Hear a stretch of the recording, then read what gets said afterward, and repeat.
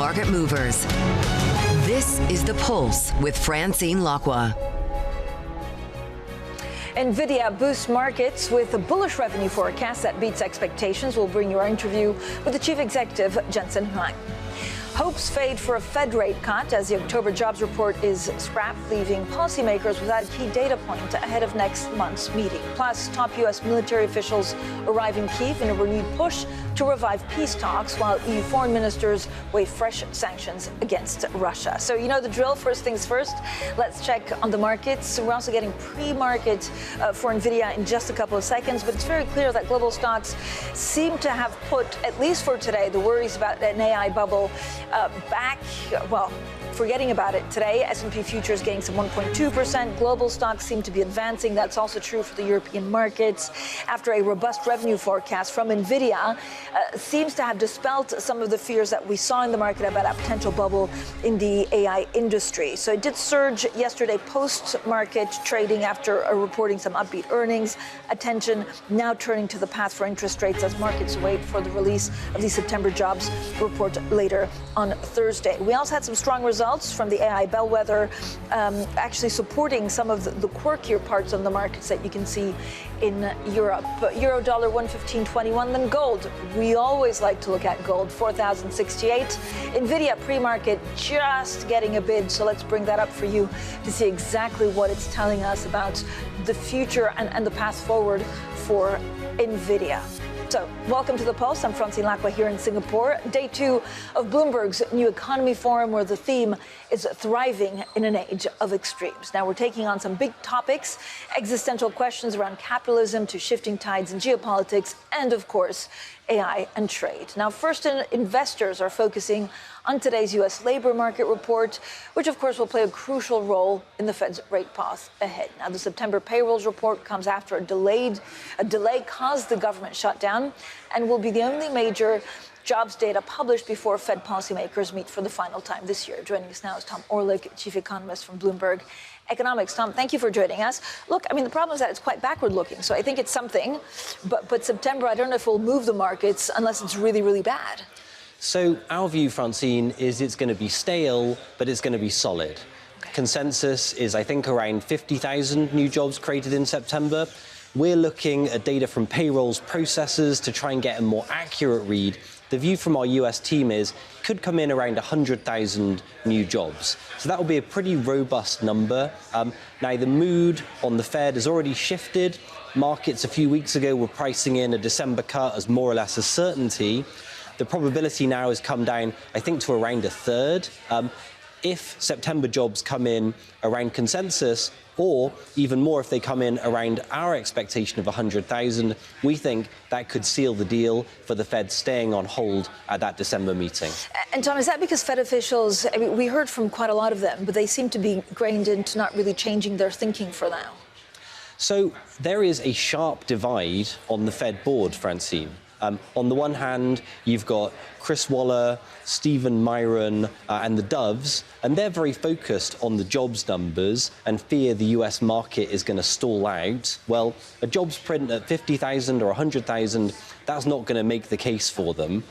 On the other hand, you've got the hawks who say, yeah, the labor market does face some stress, but probably that's more related to immigration policy. Maybe it's early indications from AI, not stuff the Fed can do much about. And look at the inflation numbers, still close to 3%. That's a long way above our 2% target. This is not time to cut rates. Tom, here we've had some really good discussions on supply chains, on debt, but is it really AI that's driving the conversation, and the fact that maybe it's too soon to know, the use case of AI or how they make money on all of the investment that there is in AI, but how it changes our economies going forward? So the Nvidia results, of course, have eased some of the fears about that AI bubble and the risk of a sharp correction in stock prices. But you're certainly right, Francine, that a lot of the conversation here at the New Economy Forum has been around AI, and there's been a pretty robust conversation. Concern that some of those valuations are stretched short term, but also a huge amount of optimism about the transformative potential long term. And in some of the discussions today, businesses sharing their anecdotes about how it's already affecting their hiring plans. And, well, I expect this is already on your radar, but for young graduates coming out of the market, AI is not helping their job prospects. Tom, thank you so much, as always, for joining us. Tom Orlik, our chief economist from Bloomberg Economics. Now, Nvidia, as we were saying, has delivered a surprisingly strong revenue forecast and pushed back on the idea that the AI industry is in a bubble, easing concerns that had spread across the tech sector. The world's most valuable company says it expects sales of about $65 billion in the January quarter, about $3 billion more than analysts had predicted. The chief executive has an upbeat outlook about the company's future. Sales are off the charts for Blackwell, and Nvidia GPUs in the cloud are sold out. We got plenty of Blackwells to sell you. We have lots of Blackwells coming. We're making a lot of Blackwells, and we have a bunch of Vera Rubins coming. And so business is very, very strong. Now let's get more from Matt Bloxham, senior analyst for Bloomberg Intelligence. Matt, a very, very positive picture painted by the numbers, but also the chief executive. Yeah, that's right. So $65 billion is the guide for their Q4. So about a 5% beat versus consensus. To be honest, I think we've become very used to Nvidia beating to the upside. So it's very familiar from that perspective. I think obviously some issues there still remain, I think, around the AI bubble, but we'll have to see what happens. Mm-hmm. So, I mean, where do we stand on that, Matt, in terms of the wider AI market and fears of a bubble? What's next? I feel like there's a lot of anxiousness in the market, and then they hear from Nvidia, and it's like nothing to see here, back to normal. What's the next cliffhanger? Yeah, so I think most of 2026 is pretty much in the bag. The company yesterday talked about $600 billion of spending by their biggest customers, mainly the hyperscalers, next year. So I think in terms of that near-term revenue outlook, it's pretty robust. The big question, and Tom kind of alluded to that a little bit, is are the end customers, the likes, kind of enterprises, consumers, getting real value out of the AI transition? And I think particularly the enterprise market, as CFOs and CEOs start to evaluate the benefits of AI through next year, that's then they'll be making much bigger decisions about doubling down on the AI transformation in their businesses. That's where the next leg of demand needs to come from to sustain that high level of capex we're seeing from the hyperscalers. And if that becomes more muted, then that becomes a bit of an issue for the broader market. So I think near term, nothing to be concerned about. Beyond next year is where the question marks are. So I think there's going to be a lot of scrutiny around CEOs and CFOs and what they're seeing from their pilots on AI, what the return on investment is, how enthusiastic they're being once they see the results of those tests come through. Matt, thank you so much, as ever. Matt Bloxham there from Bloomberg Intelligence. Now let's stay in the tech space. We're joined by Patrick Maloney, chief executive of CIV, an investment firm that backs and builds technology companies in critical industries. Patrick is also co-founder of the nuclear company, a fleet-scale nuclear development firm. So thank you for joining us. I mean, there's quite a lot going on in AI right now. We're just talking to Matt about the fact that, look, investors may be doing a bit of yoga today because everything's fine. But what do you see in the future? Are these, does something need to happen to valuations?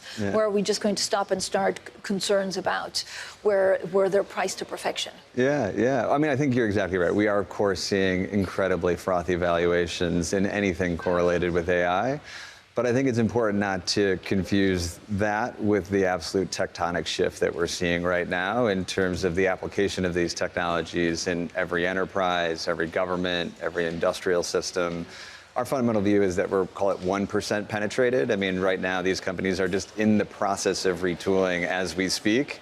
and have barely begun to scratch the surface of the impact of these technologies within their foundational companies or organizations. And so, yes, we see price, but ultimately I wouldn't confuse that personally with the importance of what's about to happen across these places. I guess, Patrick, it's all about money. So Yeah. is there worry that there's so much money being spent now that once we see a return in a timeline that makes sense to investors? I mean, that's the problem. That's a mismatch. Yeah. I mean, I think what we've seen historically is where we've seen these incredible investments, and really what we're talking about is incredible investments in foundational infrastructure, right?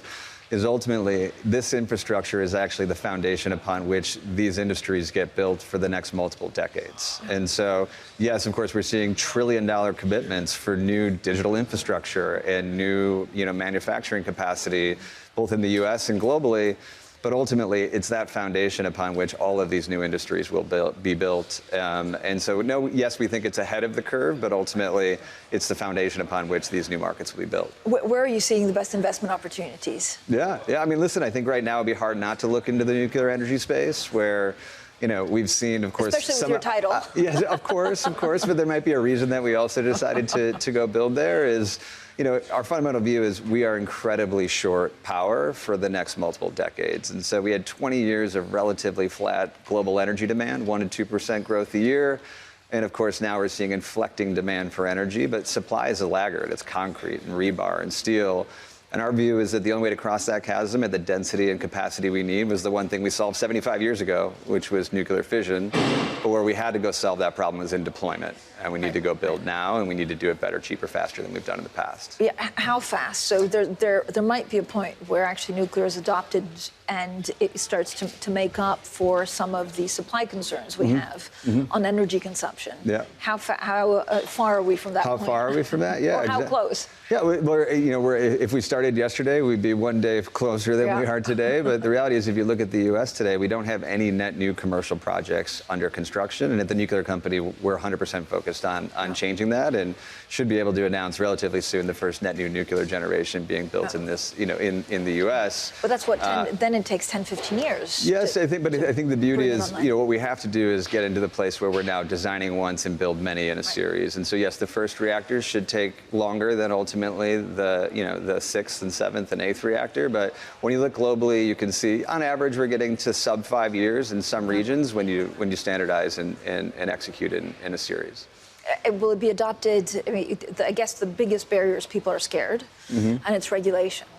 Well, certainly regulation, but I think what's interesting is if you look at the U.S. as an example, 5 years ago, you would have found left, right, center all actually net negative on building new nuclear generation. If you look at the Pew data today, what you would find is left, right, center all pro-new nuclear generation. And so we've seen an incredible shift in sentiment on this issue.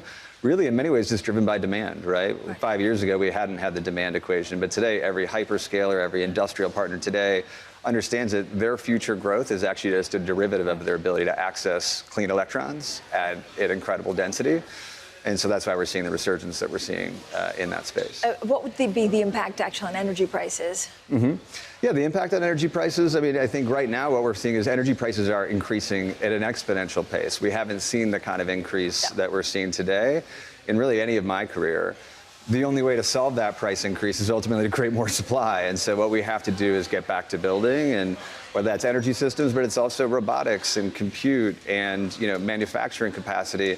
This is really a global story of decoupling, right? Where supply chains are really becoming the new form of national security. But so could you see a world where for the next 10 years, energy prices still keep on going up because of how much we need?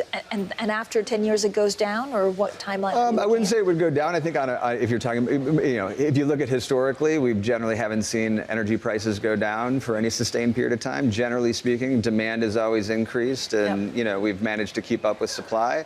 But what I will think is, what I do believe you'll see is a decrease in the rate of the acceleration of those prices, provided we're willing to meet the need of the market by building new capacity now. Patrick, the buzzword is private and public partnerships. So how do you approach them? How much do you see them? And is it the best business model or template that you can look at? Yeah, I mean, when we're talking about building new nuclear capacity, for an example, you're talking about some of the largest industrial projects going on in the world at any point in time is going to be new nuclear generation being put into the grid. The only way to build at that scale is to do it in extremely close partnership with governments and and sovereigns who are willing to provide the long-term capital at an efficient, cost of capital to be able to support these projects. So as an example, our first fleet of reactors is $60 billion in capex, 6.6 gigawatts. The only way you can really finance that is in partnership with government, and so we've worked very closely with the U.S. government to be able to support that kind of initiative. When you support founders, what do you look in founders before you decide to actually invest and help them grow? Of course. I mean, I think the first thing I would say is, my general view is there's no such thing as an outlier company without an outlier founder. So first, you have to find the person that's crazy enough to go try to attack the biggest things in the world. But I think what's different today from where we were coming from before in a world that was predominantly just software-based is you need to be able to understand how to work in systems, right? It's not just I'm going to go build new software. Oh, yeah, 100%. You're talking about regulations. You're talking about working deeply with governments. You're talking about the very deeply connected webs, both geopolitically, from a regulatory perspective, from a capital and capital structure perspective. These companies are much more nuanced in terms of how they scale. Yeah. But the size of the opportunity are, I think, the next multiple trillion-dollar companies that are going to be built are going to be based on these kinds of systems-based thinking. And Patrick, what's their exit strategy in general? Is it companies that want to stay independent and stay private, or is there an aspiration to IPO or to sell? Yeah. Well, I think the beauty is both of those pathways are open today, right? And so if you're looking at the public markets, we're seeing incredible demand from the public markets for exposure to themes like nuclear power, right? You have multiple relatively new, relatively early companies that are trading in the tens of billions of dollars, just given the public demand for exposure to that theme. And then, of course, you're also seeing the global energy companies. You're seeing the major hyperscalers. All of these companies now are realizing that it's an intersection of technology and where it meets the physical world that's going to define the next multiple decades. And so the aperture is just really open. Patrick, thank you so much for joining us. Patrick Maloney, the Chief Executive of CIV and co-founder of the nuclear company. Now, coming up, we have a great interview. Lebanon's Prime Minister says a plan to close the $80 billion deficit is underway and hails the IMF's role in his nation's recovery. Our exclusive interview is next, and this is Bloomberg.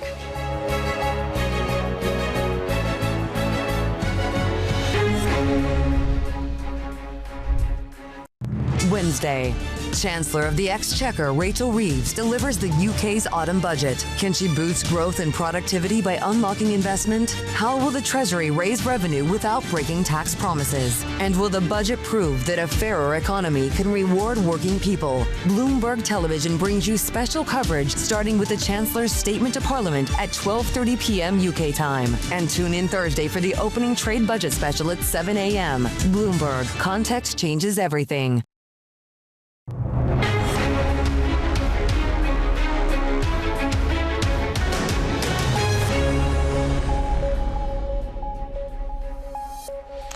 The conversations that matter, the insights you need. This is The Pulse, and I'm Francine Lacqua at the Bloomberg New Economy Forum in Singapore. Now, Lebanon's prime minister has revealed his government is moving to finally tackle the country's $80 billion deficit in the financial sector, which would pave the way to unlocking much-needed funds for the crisis-hit nation. In an exclusive interview with our own Jumana Bersetchi, Nawaf Salam says he's open to input from the International Monetary Fund. We will have this law before or this draft law before the government will work hard to adopt it in the government. Then, I mean, it'll be beyond my capabilities. I mean, it'll be in the hands of parliament. Mm-hmm. But this in itself, I mean, will be an important signal that we are moving in the right direction, especially that we are also aiming to have a program with the IMF, and that's one of the key issues, I mean, with the IMF. Do you think the draft law in its current format, and I don't know all the details, right, and we're waiting to see all the details, but do you think the draft law in its current format would be acceptable to the IMF? Well, I hope so. But I mean, it's not the Bible. It's not the Quran. Definitely, will be open to amendments, changes in order to not only satisfy the IMF, but there are also other actors that may have different inputs. So, but the process will start soon. Actually, the process has started. I mean, we are working hard on this. And Lebanon wants to work with the IMF. Indeed, I mean, that was part of our ministerial declaration, and we went twice to DC. We receive every other month delegation coming from the IMF. We want, I mean, to work with the IMF. It's not that we want, but I mean, I think that we need an IMF program for itself, of course, but beyond itself, I would say, because an IMF program is like giving you, I mean, a certificate de bonne conduite, I call it. It's like taking your vital signs, telling that you are going in the right direction. And when I say beyond it itself, definitely, I mean, if we can get $3-4 billion, that's not nothing. We badly need such funds, but it's a door opener. I mean, when you have, if you are in a program with the IMF, I mean, for investors, whether public or private, this means that you are in good health. Well, that is Lebanon's prime minister speaking to our very own Jumana Bersetchi in Beirut. Now, a U.S. military delegation has met with Ukrainian officials as part of a fresh bid by President Donald Trump to rejuvenate peace talks with Russia. The talks on Ukraine are taking place after another U.S.-Russia proposal modeled on the Gaza ceasefire got a tepid reception from Ukraine's supporters. Well, we're now joined by Oliver Crook, our chief Europe correspondent in Brussels. Ollie, great to speak to you. So talks have been fairly low-key so far. What do we know about what's actually being discussed? Yeah, that's right, Francine. We've only really discovered about this 28-point plan that's really in the same model as the Gaza, Hamas, Israel plan that we got from Steve Witkoff, Jared Kushner, who are also sort of the authors of this plan. This one is a 28-point plan, and sitting opposite the table to them on the Russian side is Kirill Dmitriev, who's been talking as the sort of spokesman for the Russians, has been the liaison for the United States, and he has been basically discussing this proposal, which we are now getting from the Trump administration, sort of shopping it around to various people, and the Europeans still have not seen this plan, which is a point that many of the foreign ministers have made walking into their meeting today in Brussels. But what we understand is they'll have three main buckets. One is to try to bring peace in Ukraine. The second is about security guarantees for Ukraine. The third is about a broader security architecture within Europe. And then the fourth is the future relationship between the United States and the Russia and with Ukraine, of course. Now, we have drilled down a little bit into some of the details of this plan. We should say this is still very early stages, and this is from our reporting as well as reporting from other media outlets saying that basically that the United States under this plan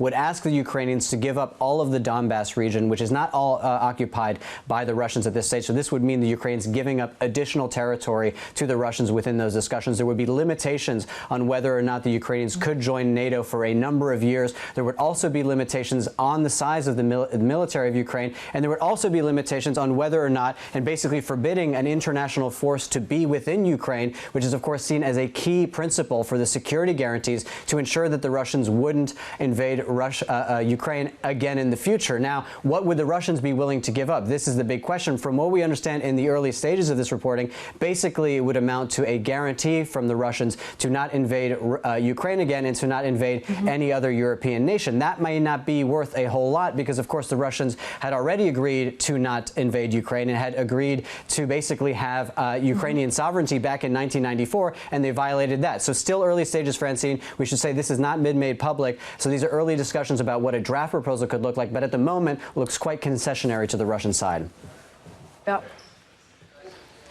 and Ollie, in Brussels today, foreign ministers are also discussing plans to stop Russia's so-called shadow fleet from exporting oil. Yeah, that's right. So this is one of the other sort of sanctions that the Europeans could put forward to the Russians, but we should say this is all pretty marginal. The main thing that the Europeans need to do if they want to get serious and if they want to get an actual seat at the table is to figure out what to do with those frozen Russian assets, 140 billion euros, sitting those in Belgium, trying to monetize them and get them to Ukraine. That is really the only point of leverage, the major point of leverage that the Europeans have right now, and they have still to this point been unable to get an agreement like that. We will see if the leaders will be able to in December, but this may be their last chance if the Trump administration is pushing this plan aggressively. Ollie, thanks so much. Oliver Crook, there, our Chief Europe correspondent in Brussels. Now we have plenty more to come here from Singapore. We speak to the co-founder and chief executive of Sakana AI. This is a company positioning itself as Japan's answer to OpenAI. Well, David Ha joins us next from the New Economy Forum here in Singapore. This is Bloomberg.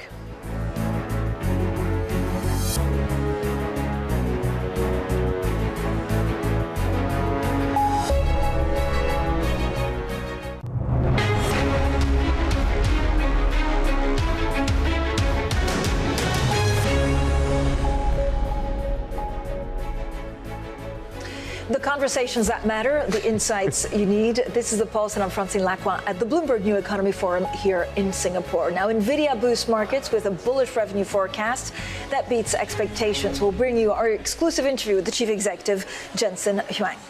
Hopes fade for a Fed rate cut as the October jobs report is scrapped, leaving policymakers without a key data point ahead of next month's meeting. Plus, top U.S. military officials arrive in Kyiv, Ukraine, in a renewed push to revive peace talks, while EU foreign ministers weigh fresh sanctions against Russia. So the theme here at this year's Bloomberg New Economy Forum is thriving in an age of extremes. So we've been speaking with Singapore's Prime Minister about the issue, including the fierce competition between the U.S. and China. Well, Lawrence Wong told our editor-in-chief, John Micklethwait, that the recent leader summit brought a much-needed temporary stabilization in the relationship. Because the two leaders will meet probably 4 times next year, because President Trump has said he would visit China, President Xi will probably visit back, and then there's APEC in Shenzhen and G20 in Miami. So many opportunities for engagement, and it's much needed for stability. The intense competition and rivalry will continue, I'm sure. The mutual suspicion and distrust remains, but the guardrails will ensure that the rivalry does not slide into a full decoupling or worse, confrontation and conflicts. Well, we're now joined by John Micklethwait, our editor-in-chief. John, it was a great interview because he was at pains of not saying too much about the U.S. and China, but what a surprise. At the end of the day, this is his biggest headache. Yes, I think if anyone, it's not just his biggest headache, it's the biggest headache for Indonesia, Malaysia, everyone in ASEAN. And already, you might argue, already for the new Prime Minister of Japan, it's already a #1 headache. So in all this area, obviously more than any other area of the world, the battle, the struggle between the US and China sits behind everything. And if you're something like Singapore, you have made a virtue over a long time out of being able to play both sides. But on some issues, it gets slightly harder not to make choices. Do you see more? I mean, a lot of the conversations here in Singapore at the New Economy Forum have been on trade. Do you see more Asian countries trading amongst themselves? I think that trade is quite interesting. If you look amongst ASEAN trade, if you put China to one side, there hasn't been as much as you would expect from a kind of trade bloc, and that's one of the issues. Later on, I asked him about whether this could ever become something like the EU.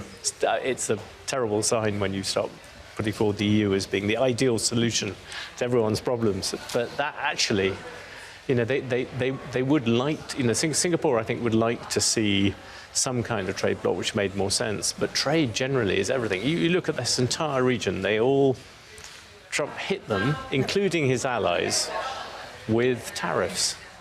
Singapore has a trade deficit with America. He still clobbered them. And that is difficult on 2 different levels. One, it means they have to rethink trade policy, but there's also that central issue here about who's my ally and who's not. And especially you've got China right next door.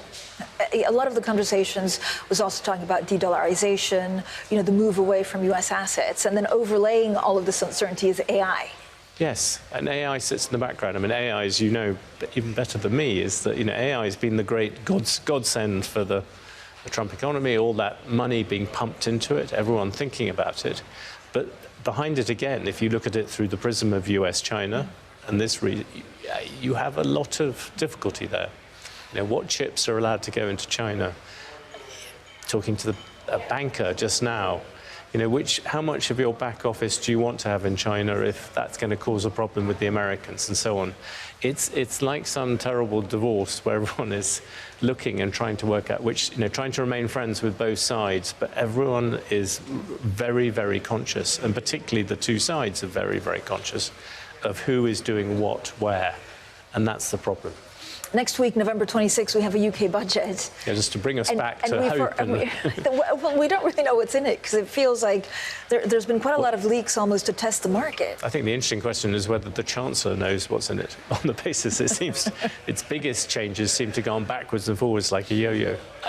And actually, being serious, I think this is, compare, when Starmer came in, there was, I think, a widespread acceptance across the business community, and Rishi Sunak is here, and I think he would possibly accept this too. There's a widespread acceptance that Labour would be fine with business, and I think the evidence so far has been disastrous on that count.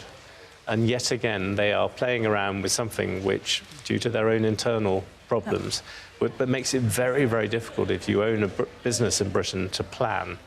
And it's all these things that they've done where it could have been so much easier if they just put up income tax by whatever, and that had paid for the gap in the budget. Instead of which they played around with inheritance taxes, all these little ones which they don't really seem to care about, but which mean an enormous amount to business people. And that's frozen a lot of activity, and they're paying for it.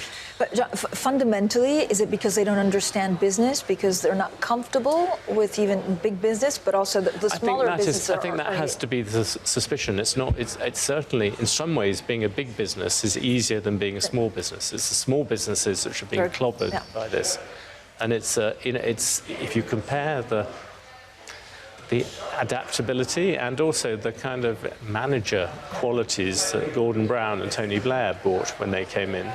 It's been a lot of people, me included, you looked and saw the way that Starmer and Reeves handled themselves in opposition, how they ran their campaign. That was very businesslike. I saw somebody the other day who pointed out that, what happened, he talked about all the people who they had gone round and seen, and each time they would sit and see the Labour opposition, it was then writing down notes when they talked to business leaders. And he said, no, they weren't writing down notes. They were writing down their thank you letters to the previous people they'd just seen, and rather than actually taking note of what was going down. And that's certainly what it feels like. So I think from the business side, there has been, a collapse in enthusiasm for Labour. So we'll see what's in the budget. John, thank you so much.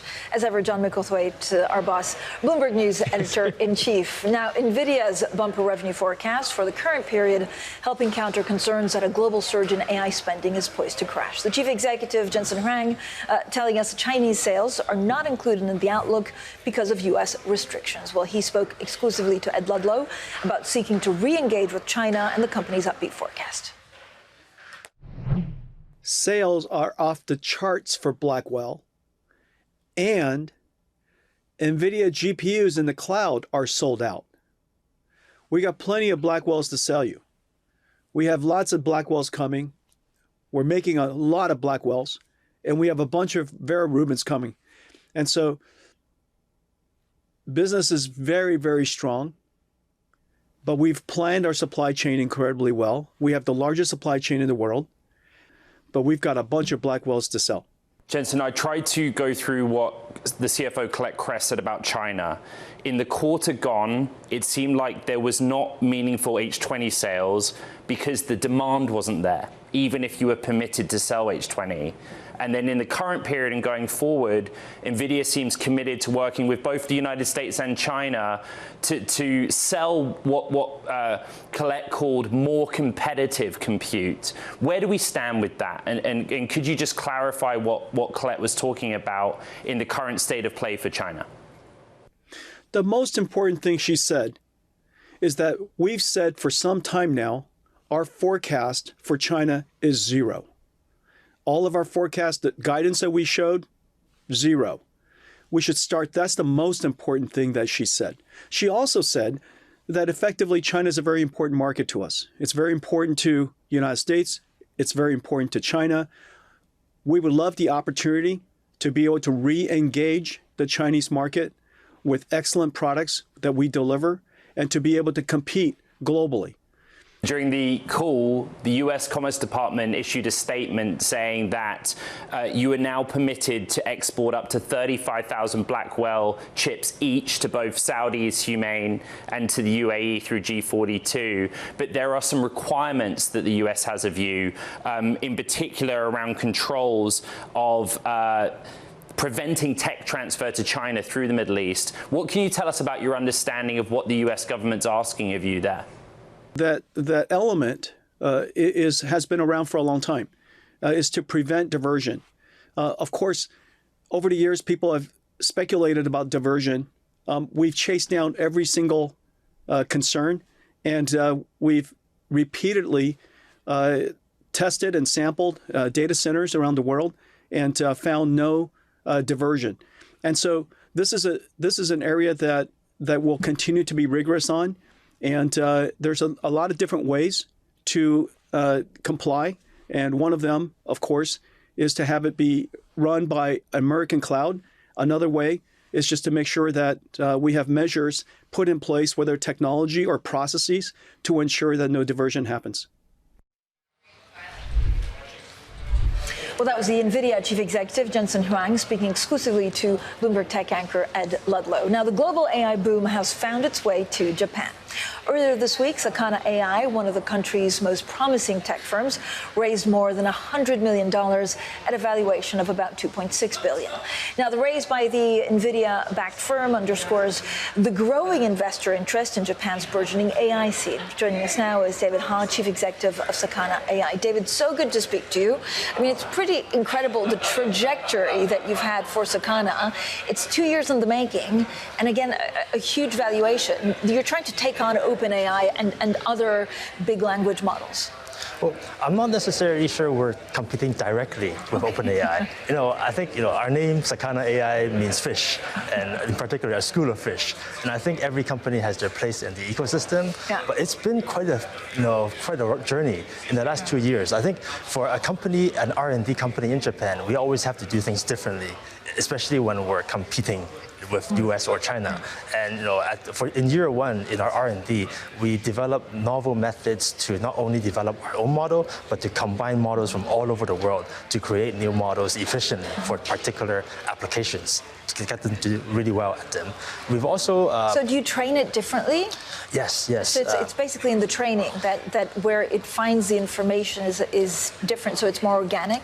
Yes, for us, we develop our own models, but we also use existing models, whether they're open source models or closed source models, and we're able to combine them into creating a new system that will produce particular capabilities for a user-defined application.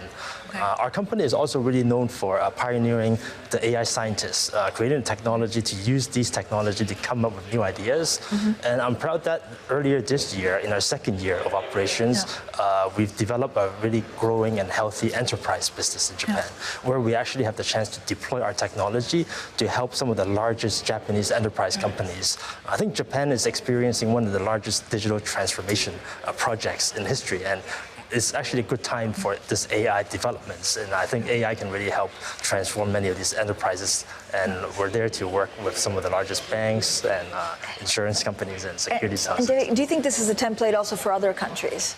Like, what's your biggest hope actually for Sakana? Yeah. I think, in 3 to 5 years' time, we want to continue our mission of deploying and developing the leading R&D in Japan for Japan. We want to use our technology to really advance and make Japan more productive, the society better in Japan, and more adaptive to this new change. I think there is generally quite a bit of anxiety in society. People are afraid of change, especially Japan.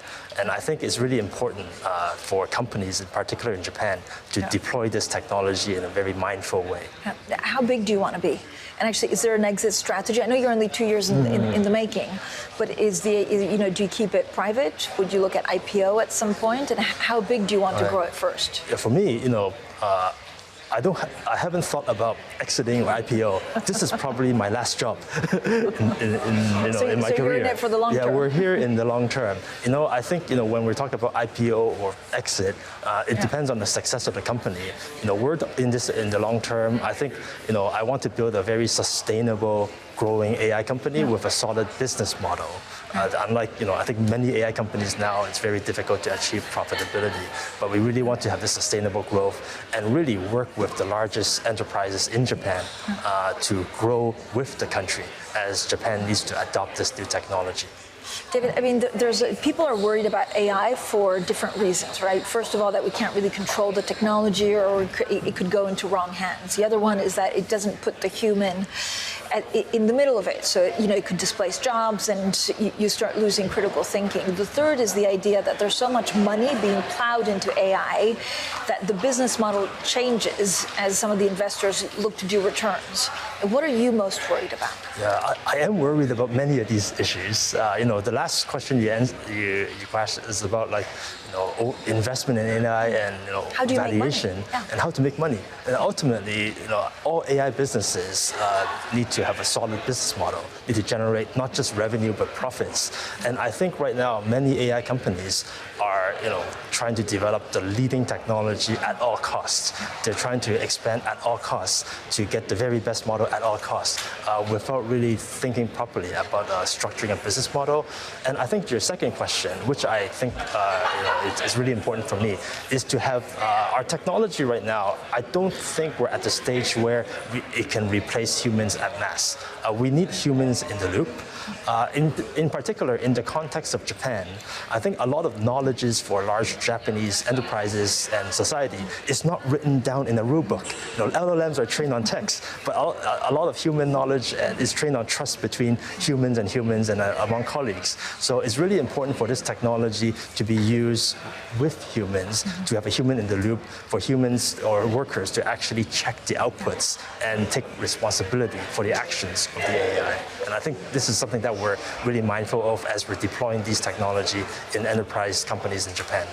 And David, you're right that there does seem to be, trillions of dollars being poured this in the race for the stakes race. Does it actually make a difference to you and Sakana if this race is won by the US or China? Because it does go back to also geopolitics. It is, and Japan is in a very special place. I think Japan, to me, is a very special country. It's a leading democracy in Asia, in the region, but it's also situated right between US and China, two of the dominant powers. And my view is for Japan to develop its own sovereign AI ecosystem.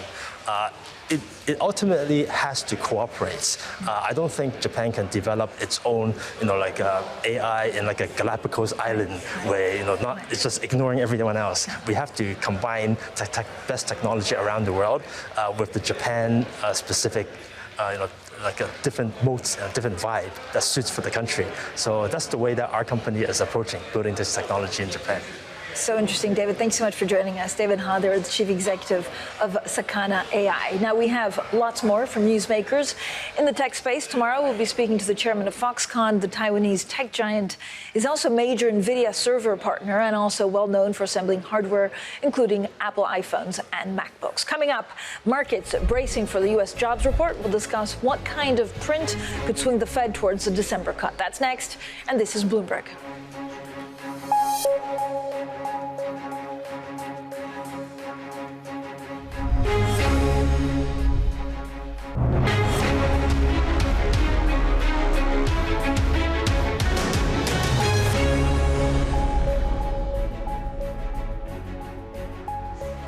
The conversations that matter, the insights you need. This is The Pulse, and I'm Francine Lacqua at the Bloomberg New Economy Forum in Singapore. Now, bond investors are awaiting September's U.S. jobs report due today to determine if the Fed will cut interest rates in December. Now, a weak report showing poor hiring is likely to revive bets on a rate reduction. For more, let's talk to Ven Ram, cross-asset strategist at Bloomberg's MLive. Ven, great to speak to you. How bad do you think that report needs to be for the December rate cut on to go back up? Good afternoon, Francine. I think that, it's got to be a terrible report.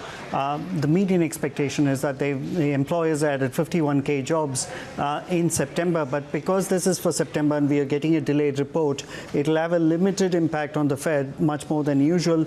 Yesterday, we heard from the BLS saying that they are going to suspend publication of the October report. So this will be the last report that the Fed has in hand before they meet in December. Now, if the median expectations are met, the Fed will take it.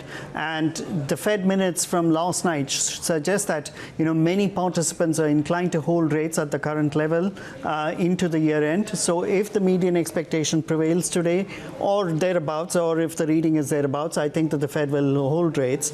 But if it shows a contraction, I think that, the bets that were removed yesterday from the markets will come back on for a rate cut in December, because that will have the Fed worrying about, the weakness of the jobs market, and considering that they won't have an October report, they will be mighty worried about the state of the labor market. So in all, we need a very weak print today to upset the market's calculations. Ven, thank you. As always, Ven Ramder, cross-asset strategist at Bloomberg MLive, with a pretty interesting report on jobs coming up. Now, Bloomberg understands that China is weighing a new property stimulus package in a bid to steady its struggling markets. Now, we're told that some of the new measures being considered include providing new home buyers with mortgage subsidies, but also lowering home transaction costs. With us now, John Farrar, our APAC Senior Executive Editor. John, so good to speak to you. I mean, there's China, there's India, and then we talk about trade. One of the main themes that we've been following here at the Bloomberg New Economy Forum. What's your take on China right now? Well, this really is part of a much sort of longer-term story with China. Look, we talk a lot about China's power when it comes to like rare earths, when it comes to exports, when it comes to new technology like cars.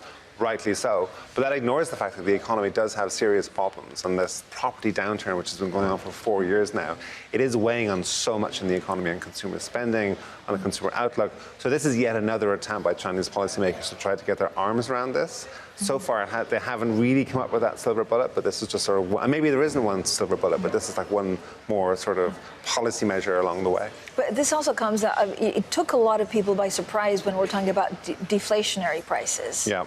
In China. So there could be longer-term implications for that as well, and their fight with the U.S. Right. And again, the trade war, the U.S.-China trade war, sort of, we talk a lot about China's strengths, but like every economy, they have a lot of problems, right? Deflation, and it's not just in the housing sector, right? It's sort of this involution idea, this idea that you have too much capacity, you have too much competition in some sectors, and that's like driving down prices. Great for consumers, but one of the messages that we've heard here at the conference this week is that does make it very hard to make money in China if you're a foreign company, as opposed to maybe a country like India.